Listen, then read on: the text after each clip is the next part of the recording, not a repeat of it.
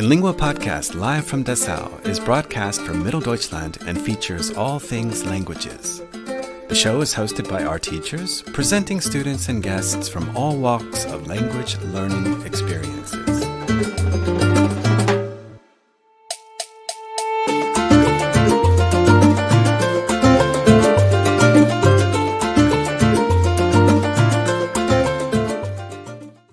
How long have we known each other? Oh, I think we knew each other for 3 years now. 3 years? Could be. Yeah. Yeah. And by far, at the company that you work at, you're the best English student? You're flattering me. No, you're the best English student. Do you think you're the best English-speaking employee? I wouldn't go that far. I'm one of the better ones. Okay. But I wouldn't say that I'm the best. We have different parts in the company, so one person can speak better casual, other people can speak better in technical parts. Okay. So it's different. It's not easy to compare. Okay. So do you know all of the other employees that have good language skills, good English language skills? So most engineers or leaders have good English skills because they need to communicate a lot with American people or Indian people. Okay. So it's essential. Okay. So that's my first question, right? Why are your language skills in English so good? It's because of the past. It sounds funny, but as I was still in school, I read a lot of books, but the books come out later in German than in English. And the German books are a lot more expensive than the English books. Okay. So I started to read the English books in 9th grade, maybe. Okay. Yeah, it took some time. I had a dictionary beneath me, and I just looked up every fourth word. But at the end, I understand what there was written, and yeah, it was exciting to read something in the other language. So what kind of books were they like? What were some of the stories? In my school time, I read a lot of vampire stories, like many young girls do. And yeah, my favorite author to this time was Anne Rice. Okay. And her books were expensive in Germany, but the English versions are a lot cheaper. It's crazy. It's also today. I've bought a book last week. Mm-hmm. It was for 12 euros. In Germany, they made out of one book 2 books and sell it to a higher price every book than the one in English. Okay, so the German language, the same book. Yeah. But in the German language costs more than the double as the original in English. Why do you think that is? For the translation? Maybe for the translation, maybe, I don't know, maybe out of tax reasons. I can't imagine. Well, they're importing those books, right? Like maybe they're published in here. I don't know. That's a good question. Yeah. Okay, so you're growing up and English language books are cheaper. Yeah. Than the German language. Okay, so it's crazy in Germany. So it's a practical decision, right? Okay, I'm going to learn some English. So with a little bit of pocket money, you will buy the English books. Okay. So what part of Germany did you grow up in? I grew up in Mecklenburg-Vorpommern, in the near of Neubrandenburg. Okay. It's not that big city, but I lived in a village nearby, 2 kilometers away. Okay. So I had the luck to grow up in a village with animals, with nice people, with nice neighbors, but have a city where I could go every time when I was in my teenage years. Okay.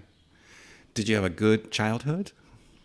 I think so. The most time, problems, everyone has problems in their childhood, but it was a good time. Okay. But you were a good student. Yeah. The most time. In the 6th grade, 7th grade, I wasn't that great. Mm-hmm. I didn't like to learn a lot, but in the 8th grade, 9th grade, I saw that it's necessary and that it can be also fun to learn new things. So you started getting more serious. Yeah. Okay. Did you come from a big family or a small family? A middle family. Okay. I have 2 sisters and 1 brother. Mm-hmm. Yeah, I grew up with them. My sisters moved out as I was smaller. My brother stayed with my parents to the time I moved out with 16 years. Mm-hmm. Yeah. Okay, it's a good-sized family. Yeah, I think so. Okay. And did anyone else in your house have this passion for reading? Where did it come from? From my mother. My mother really likes books. She had a whole shelf full of books. I also got kids' books from my sisters when they were younger. So when I was 3, I had already nearly 50 books. Okay. Yeah, and I always wanted to read them myself. My father read before he brought me to bed every time a story. Uh-huh. And I would just wanted to read these books by myself. Interesting. Yeah. Did you grow up... what was your favorite... Okay, like in school. Like, what were your favorite classes? My favorite classes? Not English class. Uh-huh. I wasn't that good in English with the vocabulary and so. I liked mathematics a lot. Mm-hmm. Art class was great. Yeah, not sports. I'm not that sporty. Okay. Yeah, art class and mathematics, I think. Chemistry. Okay, chemistry. So let's talk about sports real quick. That's interesting. Because sports is such a big part of U.S. high school experiences. Like, Okay. Yeah, football and this kinds. just organize teams and there's different sports for different seasons. And, Yeah. But there's always something to participate in if you want to participate in sports, right? Yeah. What kind of sports could you have participated in at school?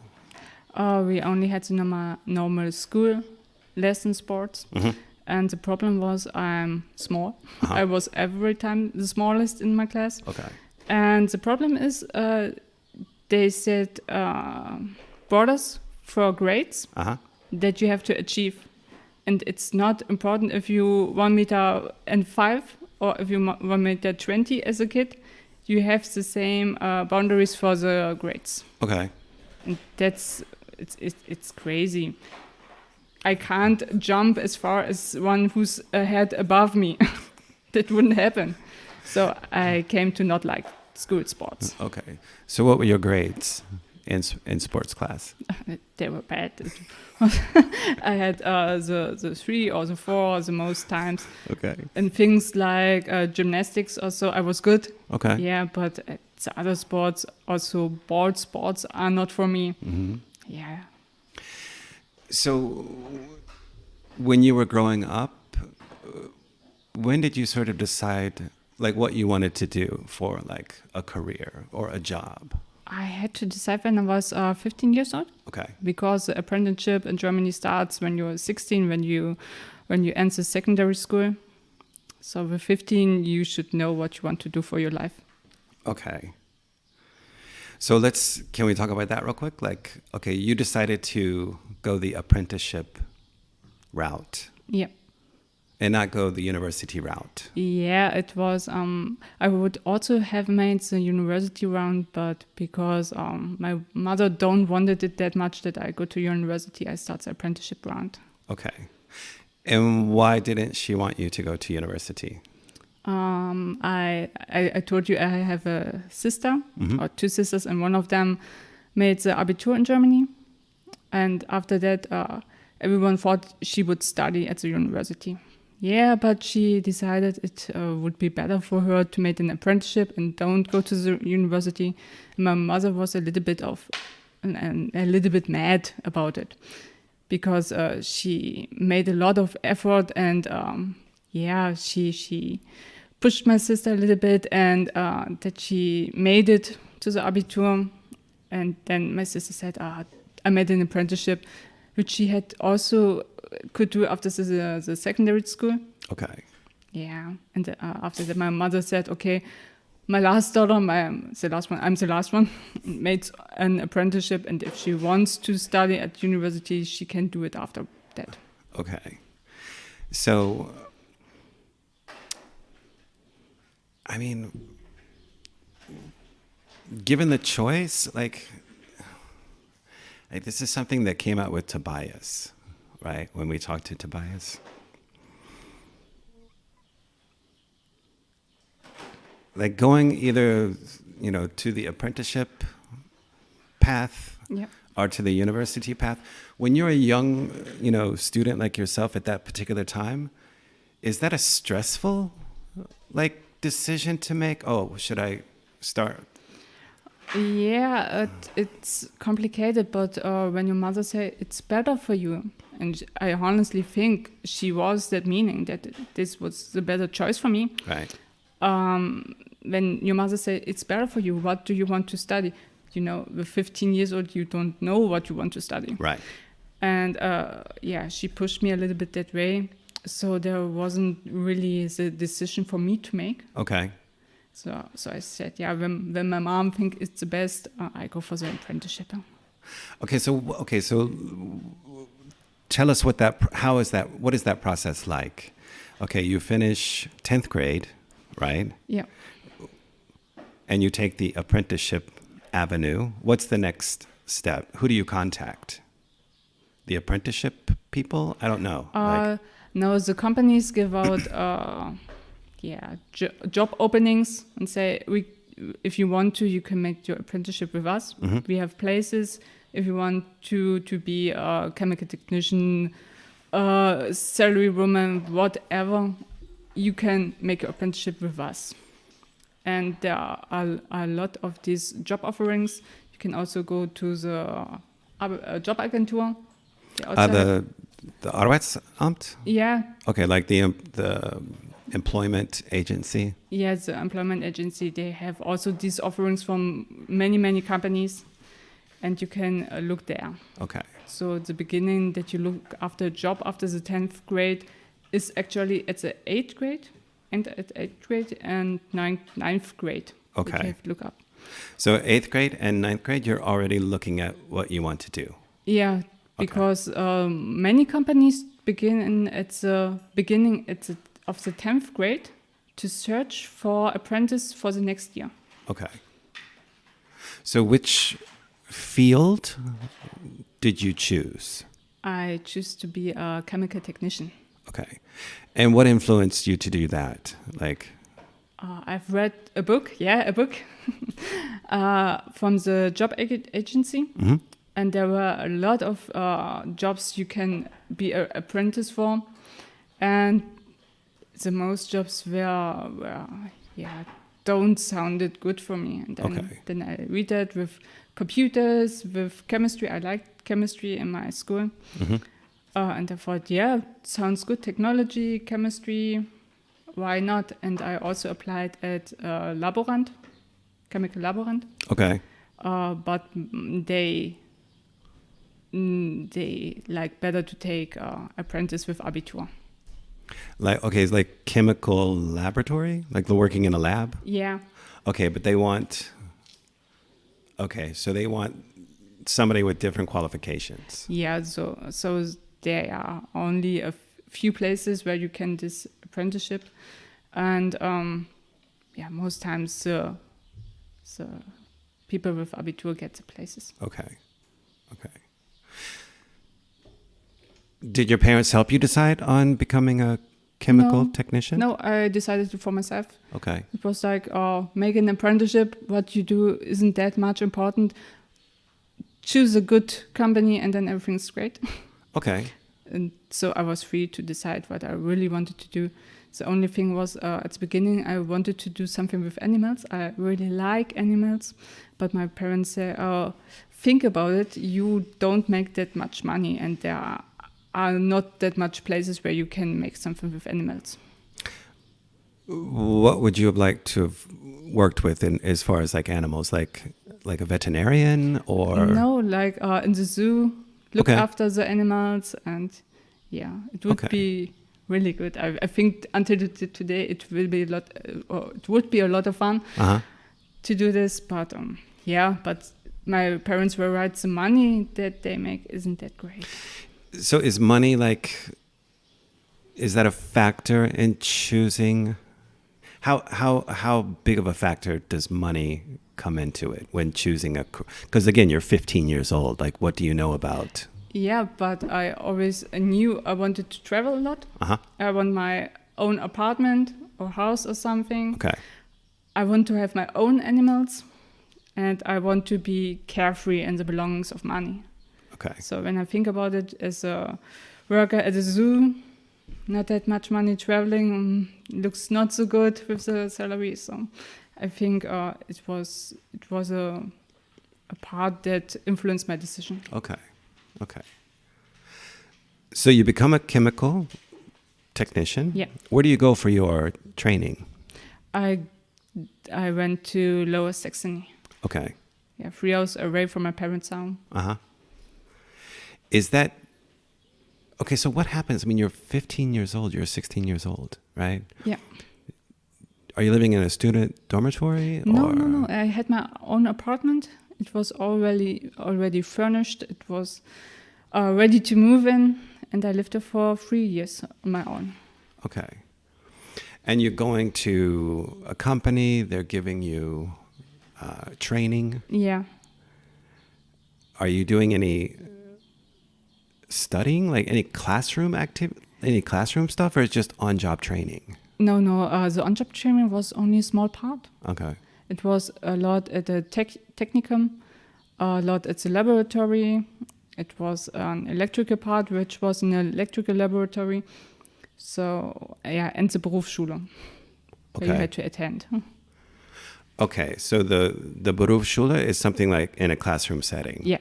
Okay. It's the whole theory around the chemical technician part. Okay. And that takes 3 years. 3.5, but I made it in 3 years. Yeah. Okay. So the name of the company that you're doing the apprenticeship with is that the company that you want to work for, or is this just a possibility? As I made the decision to become a chemical technician, it wasn't important for me which company I was going. It was more important for my parents that they knew the company, that it had a good reputation, because chemicals, young teenagers, they were a little bit skeptical maybe, but as they heard from the name, they say, okay, you can go there. It's okay. So after the 3 years, do they hire you? Do they offer you a contract? Not directly. I had to be relocated. I had to leave Lower Saxony and come to Sachsen-Anhalt. It's the same company, but another plant, but the same product. So it was a good choice. Okay. So because you had gone through their training, they just sent you to another site, basically. Yeah. So I knew the plant, not this particular? Not that particular plant, but I knew the plant and the technique and the process behind it. So it was good. Okay. So you come to your current position. Do you remember your first day at work? At work here in Sachsen-Anhalt? Yeah. Yeah, I remember it. It was great. The people were so great, I have to say. Okay. I never had thought of it this way. I had a problem. I told you I had an apartment with the furniture already in it. So I had nothing when I come to Sachsen-Anhalt. It were only a few weeks between I become the job offer and that I actually moved to Sachsen-Anhalt. Right. So I had nothing. I stayed the first days in a hotel room. Mm-hmm. And as my colleagues in my shift heard about it, they said, okay, we have this colleague and she has a second apartment. It's near of her house. Ask her, she will let you stay here. And I talked with her and she said, yeah, you can stay at my apartment. Why do you live in a hotel? She was shocked. So after 4 days, I moved in this apartment and it was great. That's cool. I also hadn't any car or anything. My bicycle was stolen 4 weeks before I moved. I had nothing. I was to foot. I walked everywhere. And also this colleague gave me her old bike that I could use. It was so great. That is cool, man. Yeah. Yeah, that's a great story. Did you start? So you started as a shift worker. Yeah, it's an operator. Okay. Second shift? I mean, you rotate. They rotate anyway on shifts, right? Right. Okay. Was that difficult? No, I was young, 19 years old. Mm-hmm. I had also shift work in my apprenticeship, so I knew a little bit about it. And it was okay with me because I was young. I had no family in the near. Okay. So it wasn't that complicated also to work holidays. And if you have to do something, it's better to do it at the daytime. If you have second shift, you have the whole morning until lunch for your things. Okay. You can organize things. You can go to doctors or, yeah, you can do a lot of things. Okay. And how many years did you work before you started to think about getting more qualification? It was maybe... So that you're hired as an operator. Yeah. And then I met my now husband. He also works in the same company. Uh-huh. We were at the same shift. And after a few years, you begin to think about a family and you can't both work in shifts all the time. And yeah, that was a point that I thought, yeah, I have to do something. And yeah, then it was decided that I want to look after new ways to work in my field. Okay. And what options did you have? My company gave me the option to go to the Meister and become a Meister. Yeah, and I took that offer and made this Meisterschule till the end, and then I became a bachelor professional of chemistry and technology afterwards. Yeah. Okay, so your degree is it's like graduate school basically, because you've already got like an undergraduate from the apprenticeship program. Yeah, but it's not the same. But you said master, right? You said Meister. Yeah, it's Meister. It's I think only German, maybe Austrian. I have this Meister. It's not a degree from a university or a school. It's from the Handwerkskammer. Okay. And they compare it to the normal bachelor degree. Okay. That's why they call it bachelor professional. Uh-huh. But the most company don't see it this way. Okay. So the Handwerkskammer says you have a lot of experience in your field because you worked a lot, many years, and you have a different knowledge than the people from the university, but it should be the same grade. Okay. But like I said, the most company didn't see it that way. Okay. So your company gives you this offer. Okay, Babette, if you want to study here, then this is what we need. Is that basically like this is what we would like you to do? I talked to my leader at this time. Now it's another leader, and he said, okay, Babette, if you want to have another job, maybe a day shift, maybe in this and that field, you need to have the Meister. Okay. Yeah, and so I started. I thought, yeah. So when did you start that process? I started in 2017. Okay. And what kind of sacrifice does that take? Oh, it takes all of your, or nearly all of your Saturdays, and maybe the Friday evenings. You have to go to school, learn things, study at home a lot for your exams. So you sacrifice your free time. Right. So you're working full time. You're going to a Saturday class all day long, and you still have to study for the classes. Yeah. Okay. And you have to pass the tests. How long does that program take? It took 2.5 years plus a half year for the Ausbilder. Yeah, so 3 years. Okay, so that half year there's additional training? Yeah, you need to be an Ausbilder so that you can train the apprentice. Okay. That's also, you need this also for the Meister. Okay. So you finished it. Yeah. Was it worth it? I think it was worth it because otherwise I would be in shift work. Okay. Until now. I have a son, so me and my husband couldn't work both in shifts. Maybe one of us would have got unemployed without a job, and that would be crazy. Yeah, that would be crazy. Yeah. When you finish the Meister, Yeah. do you get a diploma? Is there like a certificate? Like, what does that say? It's called a Meisterbrief. Okay. It's a certificate that you can show at the company and they know, she's a Meister. Okay. And in what area were you a Meister in? It's for chemistry and technology. Okay. Chemistry and technology. So it's still following your same, your apprenticeship program. Okay. Yeah. So did you finish it recently? I finished in autumn 2020, so it's recently. So was the company proud?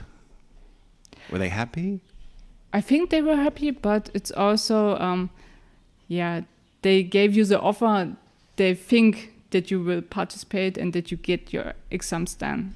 So proud is a thing that they were happy for me. Okay. That I made it, and it was okay, but nobody really thought that I will make my exams. Okay.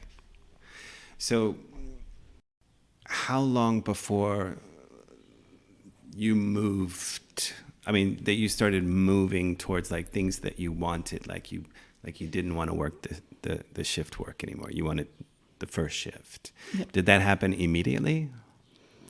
Do you mean after the apprenticeship? Yeah. After this Meister qualification? Oh, it was actually before. I was pregnant in 2016, 2017. Okay. And it was good after my maternity leave. Mm-hmm. There was a job offer at my company for the position I have now for safety, environment, healthy. And they asked if I want to do such a thing. Okay. And I said, yes, of course. And they said, okay, but it's you have to make your Meister, I was to this time already in the school, so it wasn't the problem, but Okay. Okay, now I get it. So they gave the offer, this is what we want you to do, this is what you need to do to get it. Yeah. And then so you already knew that you were working towards that job. Yeah. Okay. That's good. Are you finished studying for the time being? I think you never finish with studying, no? Okay. No, I go to university now. I started after the Meister to go to university to become a bachelor in process technology. Okay. Why did you do that? Because I saw at my current job that I can do more, that I want to do more, that I want to create things at my company and not just to operate or to do the things someone told me. Okay. So your title now is, what's your title at work? It's Environment, Health and Safety Coordinator. Okay. So what kinds of programs can you create using that particular title? I can create a lot of things around health and safety. Mm-hmm. I can make smaller projects. I can order new equipment and test it if I want it. But the big things like the engineers to create new techniques, new process parts, and so this isn't happening at my part that I have now. Is it in the manufacturing sector, or is it more of a for workers? You know what I mean? I mean, that question doesn't make sense.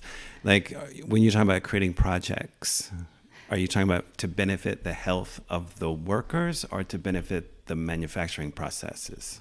Now it's for the health of the workers. Okay. But as an engineer, it's for the process itself, for the technical parts. Okay. Can you give me an example of something that I would understand? Like Technical? Yeah. Maybe you have a problem in a plant that there are things that don't go like you want them to go, that the times are too long, or you have plugging problems in a part. Then you can look at it, can create solutions for it. Maybe you can rebuild some technical parts or try to... No, you're trying to increase the efficiency of the production, but from an environmental perspective. Maybe not from an environmental perspective. It's also part you have to reduce environmental hazards a lot. Today it's more important than ever, I think. So it's also part to look after the environment. It's also part of the engineer job to look after the health and safety of your co-workers, of the operators. You can't design a machine or a part which isn't good for the workers, where they could... it wouldn't be good to create something for the workers where their health or safety wasn't given. Okay. When did you start this recent academic program? It was after the Meister. Okay. I got my master's degree at September of the last year. This started at October at the university. So are you currently taking classes? Yeah, it was a lot of online classes the last weeks because of the pandemic situation. But I was 2 times at the university this month. Is this a university in Halle? No, it's in Köthen. Okay. And it's operations. What's going to be what's the topic of studying? It's process technology. Process technology. Why did you decide to do that? It's an interesting field. Okay. I like it. I see our engineers and I think what they do is interesting and I want to do something similar. So the engineers that you're talking about, have those guys also come from the apprenticeship side of this or from the university side of this? More from the university side, but we have also engineers that come from the apprentice side, who was former operators or this kind of things with jobs you got from the apprenticeship and who go afterwards to the university. Is there a difference in that path, like going apprenticeship way or going to university? Is there really a big difference in outcome? Yeah, I think so, because when you were a former operator, you knew the plant in other way. You see problems only an operator knew. And I think that's a big difference. But the other way around, if you go first to the university, you're a lot younger when you start as an engineer. So you have maybe another thinking than someone who knew the plant for the last 10 years. How long does it take you to get a university degree? Is it 4 years? Just like 4.5 years. Okay. So someone coming out of like university could be 22 or 23?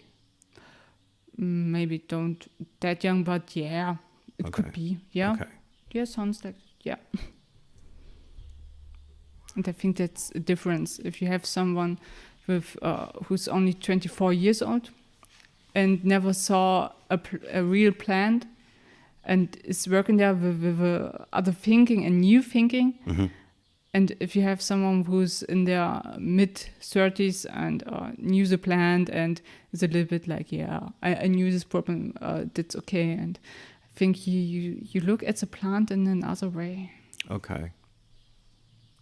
Have you seen that? Like a guy that you hire from university and they're put with a guy who's gone the apprenticeship path. Like, is there Yeah, I would say it's. Do they have problems? Because this guy has more practical experience, and he has more like knowledge of like the process, like just what you're talking about. And here comes this guy, like I just got my degree, like No, this kind of problem I never saw. Okay. It's you work with each other, not against each other. Okay. So it's good to have both parts, and if the colleagues can work with each other, it's great. You Okay. will have a great outcome. So the university guys, do they treat the coworker with like mutual respect? I would say with respect, because they know that a colleague which was a former operator knows the plant in a whole other way and has a lot of knowledge. Okay. And it's really important for a plant. Yeah, definitely important for the success of the plant.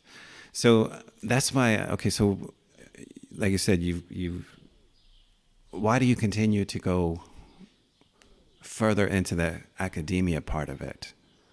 Yeah, like I said, I want to become an engineer. I want to create. I want to lead. I want to make something, and don't only make what other people say I have to do. Okay. And I'm assuming this program is another 3.5, 4 years, right? Yeah, it's now 4 years. Yeah, it's okay. Yeah, it's okay. No, it's definitely okay. You give up so much. Yeah, but I have something from it. I look at that way. Some people have hobbies. They go to football 2 times, 3 times a week. They go Right. to volleyball 2 times, 3 times a week, and maybe at the weekends. And my hobby is to go to the university. Yeah. When is the last time you went on vacation? I go on vacation because of the pandemic situation. It was complicated, but normally we go at our winter holidays every year. Go snowboarding, skiing. That's 1 week a year, and then mostly in summer another week to the Baltic Sea. Or next year we want to go to Croatia. Okay. Yeah. So this year only Germany because of the situation. Yeah, we go at October. So vacation is still a thing for us. I mean, it's Saturday, so it's every Saturday now, right? Is that what it is? It's not every Saturday. It's every 3rd to 4th Saturday. But I need the time to study, so I took every Saturday for myself. Okay. Yeah, my son is then at my parents-in-law's house, so that I have time to study. Okay. And how does that work out? Does that work out good? It works out really, really good. Okay. I have the greatest parents-in-law, I think you can tell. Okay. I have my grandson, my son is there a lot, my son is there often, and he really likes it to be there. Okay. So he stays overnight sometimes. He says, "Can I stay there?" So yeah. Do they live close? Yeah, they live 5 kilometers from us away. Perfect. It's perfect. Okay. Yeah. Next weekend we want to make a barbecue together. So we have a great relationship. Okay. That's really nice. Do you need English for your job? Yes, I need it part-wise. It wouldn't be that big problem if I if I hadn't that much in the English skills now. But as an engineer, I will need it. Now it's just to talk to some people, more casual, not that much technical. Yeah. The classes that you take, the documents that you're reading, it's all in German, right? It's all in German, yeah. Okay. I wonder, is there like a program like, it doesn't have to be, why would it be in English? Would it make sense? I think if you are a direct student, not a remote student, then you can also take the courses in English. Okay. But this degree is going to give you a degree in engineering. Yeah, in an engineer technique. Okay. It's for process technology. Okay, process technology engineering. Okay. I think that's different from company to company. Uh-huh. You can make projects, but if you are in a bigger company, more people want to say something to it. They must approve it, that you can make this project. And if everyone has approved and everything thinks it's a great thing to do, you will get some money. Okay. Were you involved in this last major project that was completed recently? At our company? Yeah. Not really, because it's a safety side, and they had for this project their own safety team. Okay. And it was also the time where I was new in my job role. Okay. They had their own safety team? Yeah, they had their own safety team for the project because it was too big with only 2 unplanned persons to make it, and because safety is a really important part. Did you work with them a lot in coordinating that project? Not that much. We had talks more often. If I saw something what wasn't that good, we talked about it. Okay. And if they had some questions, they came up. They were there and they were at our safety meetings. Yeah, so I knew them, I talked to them, but we didn't really work together. Okay. Pandemic, family? Yeah. Was it difficult? School? It Mother, was, young child, I don't know how you juggle all of this stuff. Yeah, it was a little bit difficult, but I think I have a wonderful son. He really behaves well. I can make a home office, I can make my work, and he's around, there's no problem. Sometimes I think it's a little bit sad for him when mom's at home and has to work this much, but he's really understanding for his age. Okay. So, yeah, and with the school, it was a lot of online learning that wasn't that good. Yeah, I'm happy when we will be at the university and we can see each other and can talk directly to each other. It will be a lot better. Is now everything back to normal, like kindergartens and like? Yeah, most times we have still the home office part-wise, but the kindergarten has reopened with the normal things they do. Okay. Are you going to continue in home office? I continue for the next weeks until the company says another thing, but I'm only partly in the home office. I'm also in the plant. And after the pandemic situation, I think I will do home office more often than before the pandemic. Okay. Because I think when I just have to work with documents and don't need to be in the plant, it would be better to stay at home. It's quieter, and I don't have the long way to drive. Yeah. So do you think your company is looking at this home office situation as something that they want to or will support, they will continue to support in the future if productivity? I hope so, because I think it would help in many parts. Like I said, to work with documents, I don't need to be at the plant. Everyone can phone me, right. But I have more quiet and nobody comes to my room, to the office and ask questions. Of course, they can email me the whole time and I answer. They can phone me the whole time, but it's not only that when someone looks at the office room and asks something or just wants to make small talk. Okay. It's nice. I like the small talk and these things, but it disturbs your thinking process sometimes. Yeah, that's true. Yeah. Yeah, I mean, like people just knocking on the door. Hey, Babette, like, what'd you do this weekend? Like, I'm working. Yeah, it's nice, and I like to talk with the people, but then after this small talk, you sit at your computer and think, oh, what did I wanted to do now? Exactly. Yeah, and you start from the beginning. Okay. Well, what kind of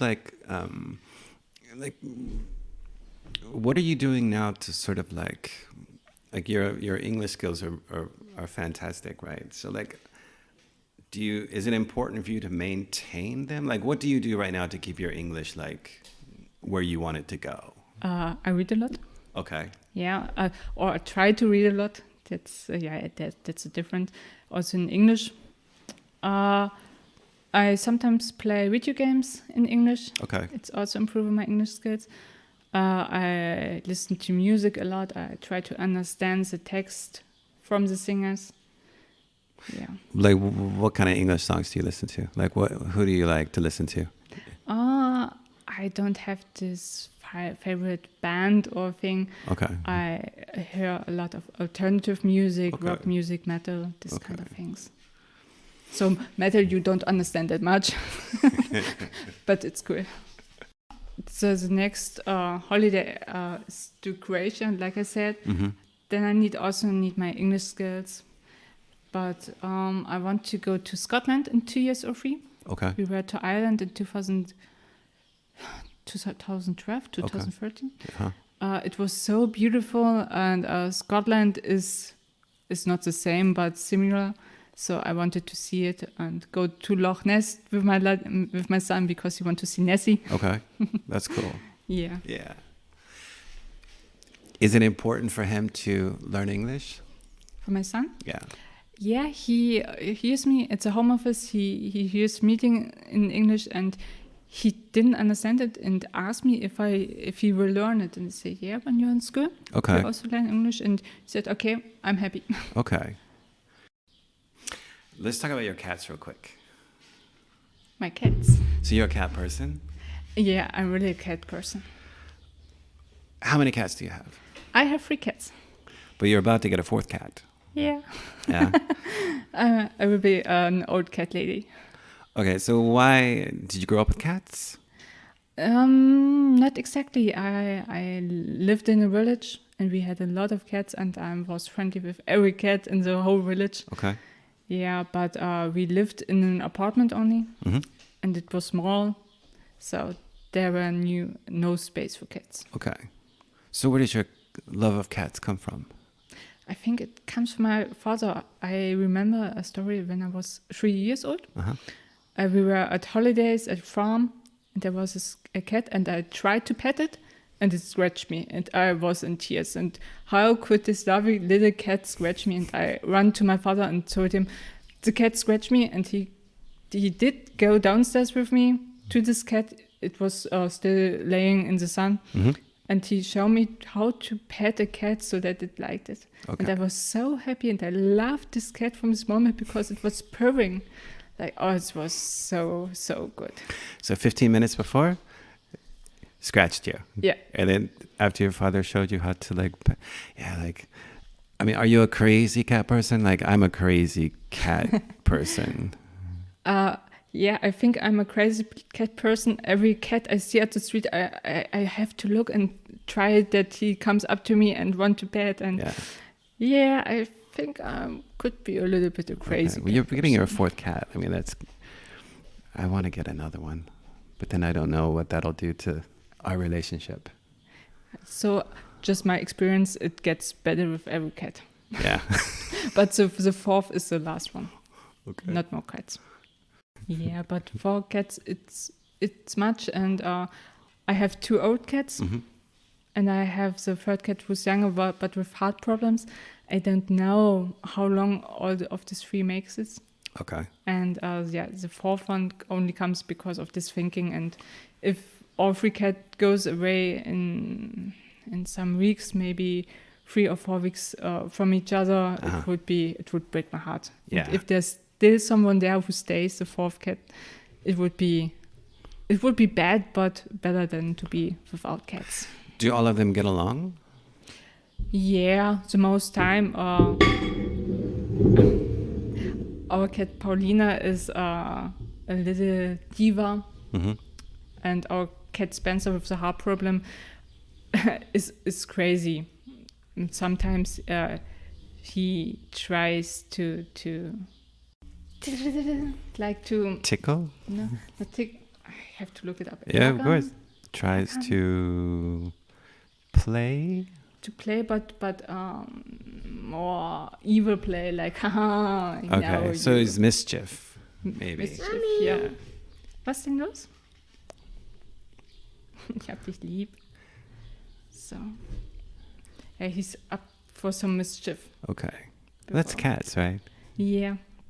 It's nice to see, but our diva is then always a little bit sassy and looks like this young cat, what did he want from me? And maybe hisses a little bit, but they don't hate each other or things. They're okay with each other. They eat together. Are they outdoor cats too? They go outside or inside? No. Okay, they're inside. Yeah, I couldn't imagine what would happen if a cat doesn't come at home at night. I would search the whole neighborhood for it, and no, I couldn't make this. Yeah,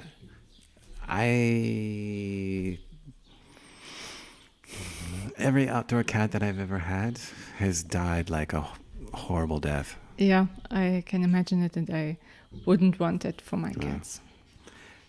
So indoor cats, right? Yeah, it's a better way. It's a better way.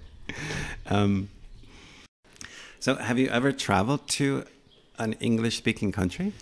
Yeah, I was in Ireland and I was in New York to Christmas shopping. Yeah, and New York is a crazy city. Wait, you went to New York City to do some Christmas shopping? Yeah, it was cool. At the beginning of December. It was really, really great. Yeah, and there was a funny story happening. Okay. The niece of my husband wanted a wallet from Adidas. Okay. So we were at an outlet center in the near of New York, and there was an Adidas shop. So we thought, we look at it. Maybe they have some wallets. We went in there. There was a cashier. We walked up and asked, we searched for a wallet. They looked at us. You search for a wallet? We say, we searched for a wallet. How did it look? And we were like, it was some. We want a wallet from Adidas. I asked my colleague, maybe he have seen something of this. We were like, what? They don't know what you have in the store. It's a little bit unusual, but okay. And the whole store was blowing up. Every worker runs around searching for a wallet because they thought we have lost a wallet and not wanted to buy a wallet. That's a good story. Yeah, it was crazy. We're searching for a wallet. Yeah. And okay, so how did you? The boss comes out and asks us, how does the wallet look? And we said, we just searched for a wallet. It should be one from Adidas. They asked, what is inside the wallet? And we looked, it has to be empty. We want to buy it. And he just looked at us and said, so you came here to buy a wallet and you don't search for a wallet. Right. Yeah. In German, you can also say, I search for something when you look after something you want to buy. So it was totally natural for us to search for a wallet. So in German, can you also say, I'm looking for something? Yeah, you can go up and say, I'm looking for a dress, maybe in blue. Yeah, okay. Yeah, and that's okay. I'm searching for a wallet. I'm looking for a wallet. That's fantastic. Just that meaning, right? That, okay, did they lose it? Oh, let's help them find it. Yeah. It was crazy. We left the shop then really quickly after that. And wait, so did you look at wallets though? They hadn't any wallets. Oh, they didn't have any. Yeah. No, that's a funny story. I'm searching for something. I'm looking for something. So you went to New York City just to do Christmas shopping?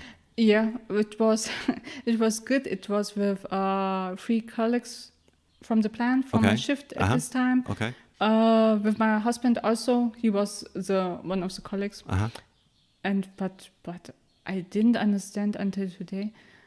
We were in New York City and everyone thought we were from France. Really? Yeah. Interesting. I don't know why.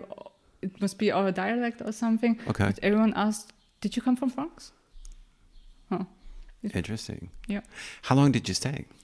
Only 4 nights, only just for shopping. Okay, so you flew there, went shopping, flew back. Yeah. Did you find some good deals? Yeah, I must say they were crazy deals. There were discounts that you don't get in Germany or in Europe. Okay. It was good. Yeah, we did a little bit sightseeing also. Yeah, of course. Empire State Building. Yeah. Statue of Liberty was in renovation works to this time, so we couldn't go there. Okay. But it was good. That's nice. And you have big squirrels in New York. Yeah. Gray squirrels. Yeah, gray, great. Yeah. Great. Big rats. Big squirrels. That's a nice trip. 4 days. Yeah. Do you get scared? In New York? Yeah. Do you have any scary situations? One of my colleagues were talked on from 4 guys because he had it was popular to this time, the Dr. Dre Beats the headphones. Yeah, the headphones. Yeah. And the 4 guys said, "Oh, do you have Beats? You listen to rap? Yeah, we have a CD. You have to buy it." And they talked him into buying the CD. Okay. Because there were 4 guys really intimidating looking, and it was a little bit strange. Yeah. Tourists, man. I mean, like, in New York, it's a good place. It can be a scary place too. Yeah, it's a nice city. So Manhattan is a nice place. It's big, but it's too much. Yeah. After 4 or 5 days, I think it's time to go. You get it's exhausting, right? Yeah. Like for people that, it's a good place to visit, like you said. Yeah, but I think for myself, one time is enough. Okay. I saw it. And do you want to go back to the States for like another vacation, another part of the country? Yeah, maybe the southern part. They should have good food, I heard. Yeah. Good spices. Yeah. It would be interesting, but the next holiday, the next thing we drive to in holiday will be Croatia and then Scotland. Okay. Maybe after that. Okay. So in a couple of years. Mississippi area, New Orleans, maybe. Yeah, why not? Sounds good. Perfect. Yeah. Do you want to go get some ice cream? Ice cream sounds good. It's so hot today. Okay. We have some pretty good ice cream places. Sounds good. I figured we'd go get some ice cream, afterwards. Yeah, I think you would appreciate it. Okay. Well, Babette, thank you for coming to our podcast. I appreciate it. Yeah, I also thank you very much for inviting me. Of course. And I will look forward to seeing you one day with a PhD in something. That's a long running, way to go. like running the company that you're working for, or like, I mean, I would just assume like at the end of your career or in the middle of your career. I mean, you're still in the beginning of your career, basically. Yeah. I mean, you're going to be, upper management. Like, I mean, you're going to be like. I hope so. I mean, this is like, I see you like. I'm getting red. You flatter me again. No, I can see this. I can see, like you said, you're working so hard towards like accomplishing these goals. Like, people are satisfied where they work for the most part. They don't. It's hard work to continue like studying and like. But I think it's worth it. It's definitely worth it. But you have an internal drive that it's a lot of people don't do that. I'm glad you're doing it. I'm not like the most of people. That's right. You're not like most of people. But anyway, thank you again. And good luck. Thank you. Perfect. Super. Okay.